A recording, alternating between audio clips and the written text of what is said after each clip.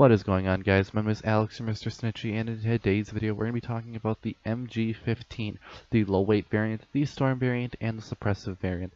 After we're done with all those, I'm going to go into comparison between the low weight MG15 and the Lewis gun. If you guys like these, comment, favorite, subscribe to all that fun stuff, and I'll see you guys in the video.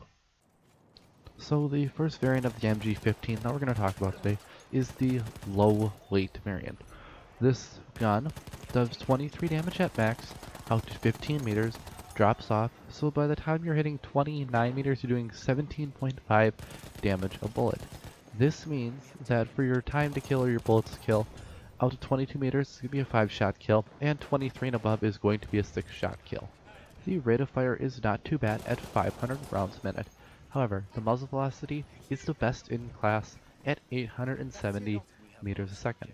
Another thing that it has is it has a 100-round drum mag, making it very, very well suited. If you liked an LMG from Battlefield 4, Battlefield 3, those kind of games, you'll feel right at home with this weapon. The reload on this weapon is the same across the board. If it has any bullets left or if it doesn't, it's going to be 4.3 seconds, whichever way you take it. So, in my opinion, do what you want. If you want to use all 100 rounds up and then reload, you can do that. If you want to fire 20 and reload, you can do that. However, one thing, since this does have a very large magazine, it does overheat. If you put 35 rounds downrange without stopping, you will have to stop firing, and your guy will have to do a little animation to cock it, and then you will be right back into the fight. The recoil on this weapon is higher in the class. Not the worst recoil, but it's up there. It has a .33 up and a .35 left and right, with a spread decrease of 0.14 per bullet fired if you're ADSing or if you're hip firing.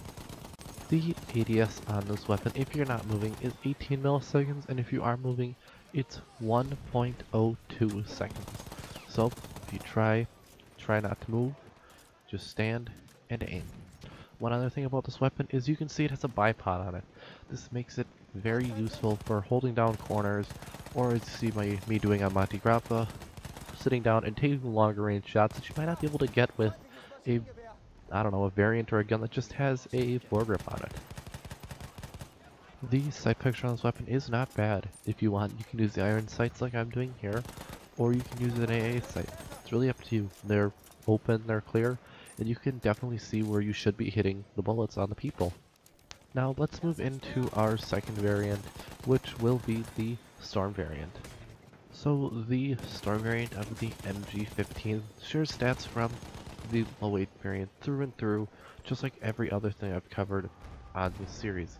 Except there are, as always, two different changes. Change 1, the storm variant has less recoil than the low weight variant.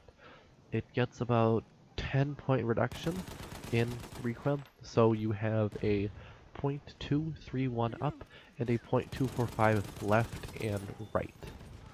And really the only other thing that it has different than the low weight besides that recoil reduction is that it has an increase to the decrease on the spread per shot. Instead of it being a negative 0.14, this variant has a negative 0.12. Just keep that in mind when you guys use this, and it might be a better option if you guys like to hip fire to use the low weight instead of the storm. Well, let's move on to our third and final variant, the suppressive variant.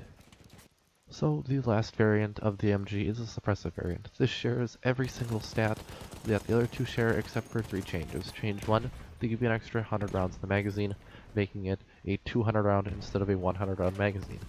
The next change is that it shares the same recoil stats as the low weight, at 0.33 up and a 0.35 left and right. It still shares that negative 0.12 decrease to the spread increase, just like the storm variant, but the third change besides that would be that you get a telescopic sight on it. So as you can see, I'm using it. I like to put on the lower end of the magnification scope, but you guys can do what you want. Also, it has a bipod on it, so it's great for counter sniping, going for long range shots, as you see that I'm doing. It's just one of the, it just feels like a support LMG from the other games, like I said before. Well, let's move into the comparison between the low weight MG15 and the Lewis gun low weight. So when you compare the MG15 low weight to the Lewis gun low weight, there's really not much to compare. The MG15 has better maximum damage, better minimum damage, better rate of fire, better magazine if you choose the normal variant, or if you even choose the suppressive variant. You have better muzzle velocity, it takes less bullets to kill somebody. The only really thing that the Lewis gun has over the MG15 would be the time to reload if you have a bullet left in the magazine, and your recoil. I mean, everything else is basically in the MG15's favor. So, winner MG15, there's not really much contesting that with the stats.